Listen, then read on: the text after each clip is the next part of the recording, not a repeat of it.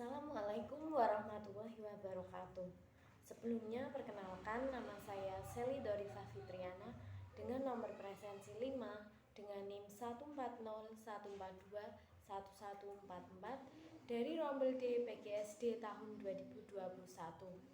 Di sini saya akan membuat video mengenai jawaban ujian tengah semester mata kuliah manajemen sekolah yang diampu oleh Ibu Dr. Rada Sri Samiatsih MKes. Baik, langsung saja mengenai pertanyaan UTS yang pertama, yaitu ada 4. Yang pertama 1A mengenai hakikat manajemen sekolah.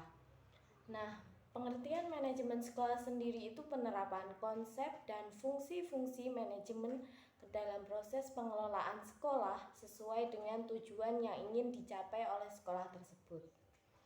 Selanjutnya ada tujuan manajemen sekolah, yaitu menggunakan dan mengelola sumber daya pendidikan secara efektif dan efisien untuk mencapai tujuan pengembangan, kemajuan, dan kualitas proses dan hasil pendidikan itu sendiri.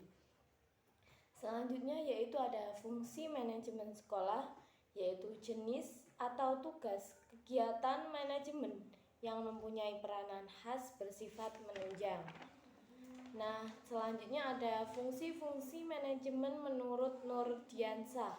Yang pertama ada planning atau perencanaan, yang kedua ada organizing atau pengorganisasian, yang ketiga ada actualing atau menggerakkan, yang keempat ada leadership atau kepemimpinan, yang kelima ada controlling atau pengawasan, dan yang keenam ada staffing atau penyusunan.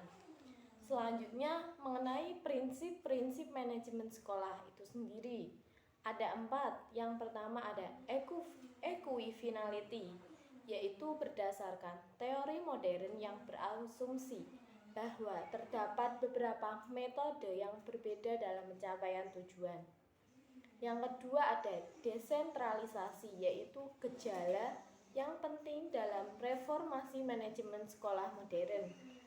Dan yang ketiga ada self-management, artinya sistem manajemen sekolah bermutu yang telah ditetapkan, tetapi kebijakan yang telah ditetapkan itu berbagai metode yang berbeda.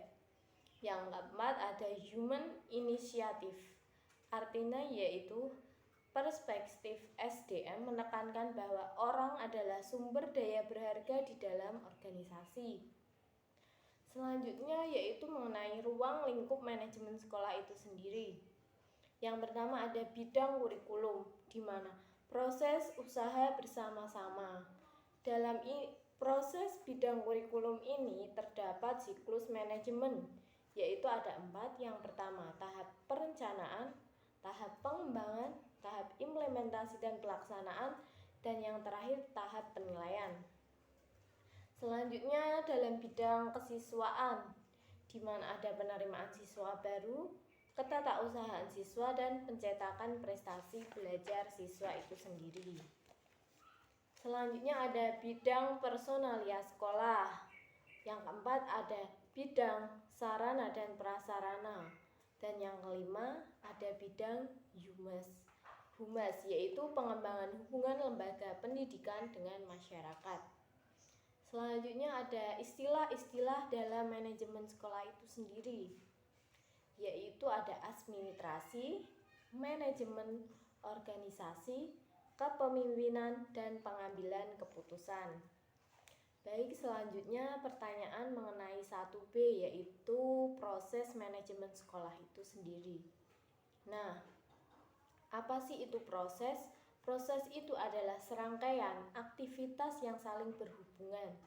Nah, kalau manajemen sekolah itu sendiri adalah sesuatu yang berhubungan dengan pengelolaan proses pendidikan untuk mencapai latar belakang manajemen sekolah, baik jangka pendek, menengah, atau panjang.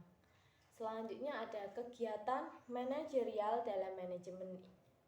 Nah, kegiatan aktivitas dari manajemen sekolah. Yang pertama ada kegiatan operasional, yaitu meliputi pengadaan, pemeliharaan, pencatatan, pertanggungjawaban, dan penghapusan. Sedangkan kegiatan manajerial itu terdiri dari 4. Yang pertama ada perencanaan, pengorganisasian, penggerakan, dan pengawasan. Selanjutnya ada soal selanjutnya mengenai 1C, yaitu mengenai sekolah sebagai sistem sosial. Nah, sekolah sebagai sistem sosial itu apa sih? Ya, sekolah sebagai sistem sosial itu menurut Komariah dan Triyatna, yaitu proses penyelenggaraan sekolah adalah kiat manajemen sekolah dalam mengelola masukan-masukan agar tercapai tujuan yang telah ditetapkan atau output sekolah itu sendiri. Daya dukung tersebut adalah satu kesatuan aksi yang menciptakan sinergi proses belajar mengajar, yaitu yang pertama ada proses kepemimpinan dan yang kedua ada proses manajemen. Baik, selanjutnya yaitu kelas sebagai sistem sosial. Nah, sebagai sebuah sistem sosial, dengan adanya kelas di sekolah dapat menunjukkan bahwa adanya keterkaitan antara unsur-unsur yang telah melekat di dalamnya. Kelas organisasi kecil yang kedudukannya di lingkungan sekolah. Selanjutnya yaitu ada faktor membentuk lingkungan belajar di sekolah itu sendiri. Apa sih faktornya itu? Yang pertama itu ada ukuran kelas.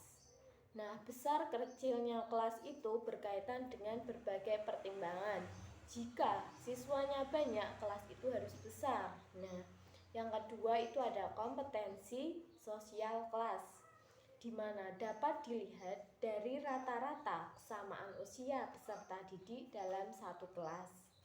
Yang ketiga ada suasana sosial dalam kelas. Nah, kita sebagai calon guru harus membuat suasana sosial di dalam kelas itu yang positif.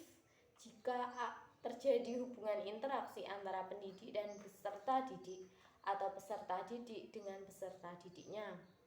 Yang keempat, komunikasi sosial dalam kelas. Artinya kita harus meningkatkan adanya hubungan timbal balik antara pendidik dan peserta didik maupun antar peserta didik. Selanjutnya yang kelima ada teknologi kelas, di mana pengaturan tempat duduk di kelas mencerminkan sikap pendidik terhadap peserta didik itu sendiri. Baik, selanjutnya masih soal nomor 1 mengenai komponen-komponen manajemen sekolah. Nah, yang pertama ada manajemen berbasis sekolah. Apa sih manajemen berbasis sekolah? Manajemen berbasis sekolah adalah model manajemen yang menyertakan otonomi penuh untuk sekolah dengan mengikut sertakan masyarakat dan warga masyarakat untuk mengelola sumber daya yang ada, serta bertujuan untuk menggapai dan memenuhi kebutuhan mutu sekolah itu sendiri.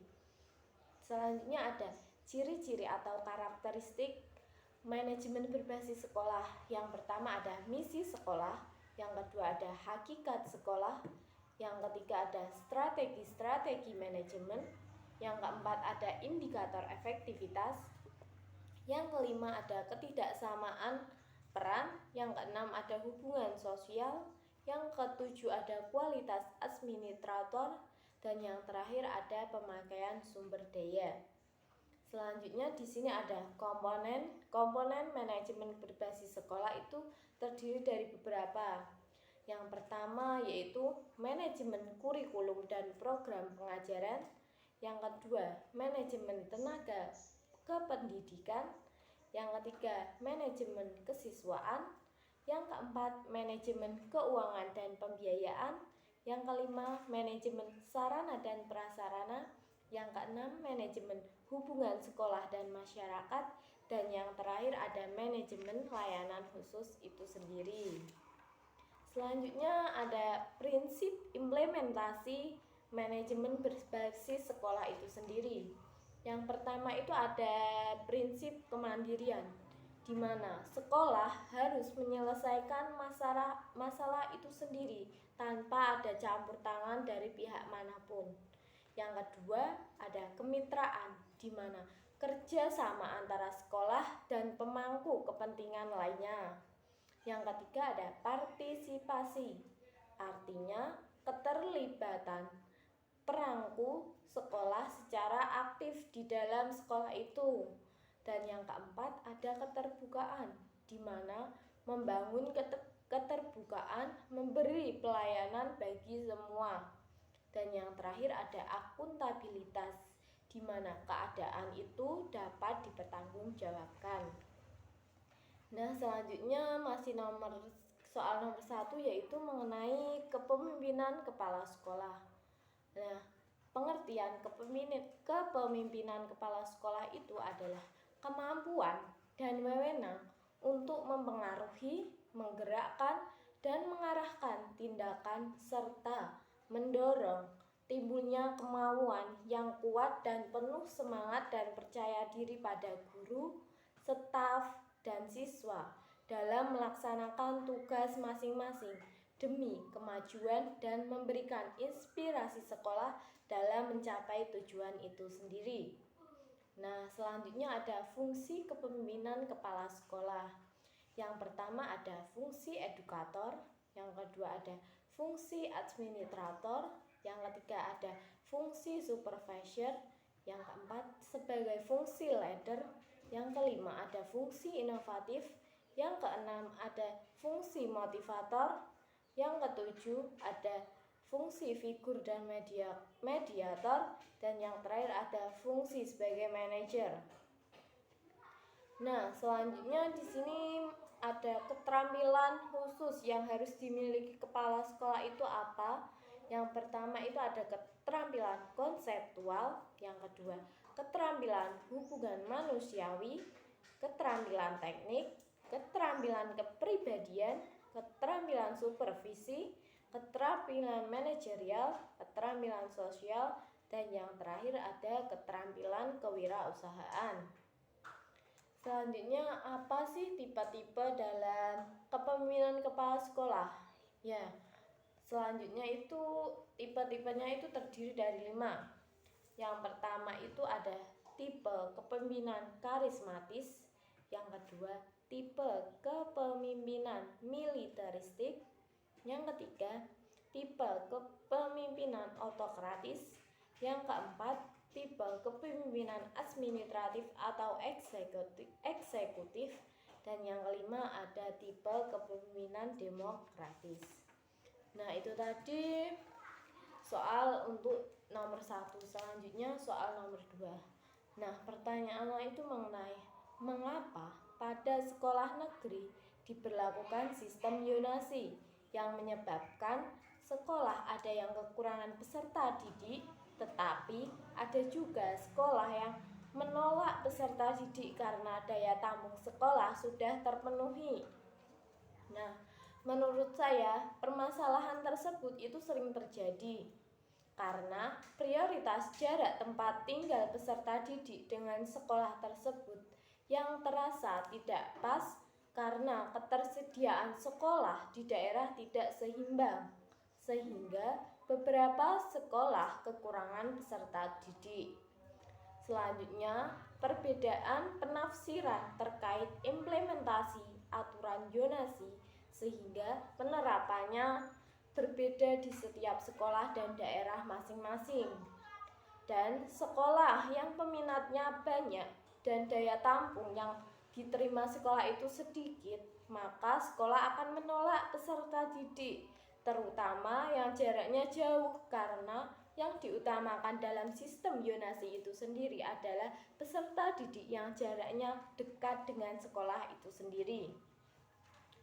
Baik, selanjutnya masih pertanyaan nomor 2 mengenai apa sih sekolah itu menjadi favorit atau dambaan masyarakat.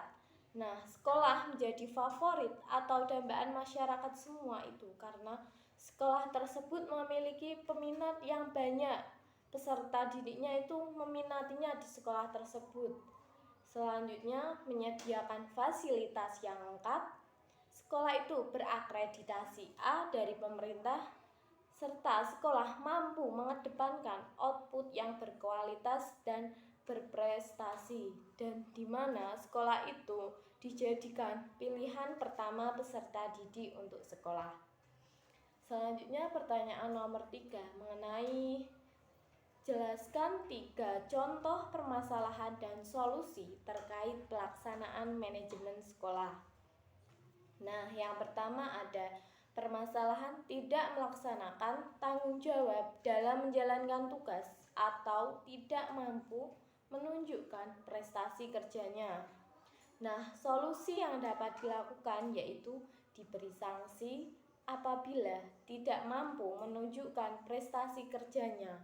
Sebaiknya tidak memaksakan diri dan melakukan evaluasi diri guna mengetahui kemampuan yang dimilikinya. Yang kedua permasalahannya yaitu permasalahan tugas dan peran guru dalam manajemen sekolah. Seperti masih banyaknya guru yang melalaikan tugas mengajar atau waktu masuknya kurang tepat di kelas setiap kelasnya.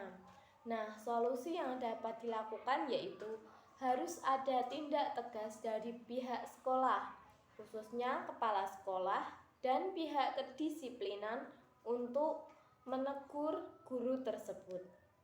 Selanjutnya permasalahan yang ketiga yaitu ada masalah sarana dan prasarana masih kurang atau sudah pada rusak. Nah, solusi yang dapat dilakukan yaitu koordinasi dan kerjasama di antara semua pihak di dalam mengelola dan memelihara sarana dan prasarana yang ada di sekolah, sehingga prasarana dan sarana itu akan terjaga dengan rapi lagi dan bisa digunakan dalam proses pembelajaran itu sendiri. Nah, demikian itu jawaban ujian tengah semester mata kuliah manajemen sekolah. Sekian dan terima kasih. Apabila ada kesalahan saya mohon minta maaf. Wassalamualaikum warahmatullahi wabarakatuh.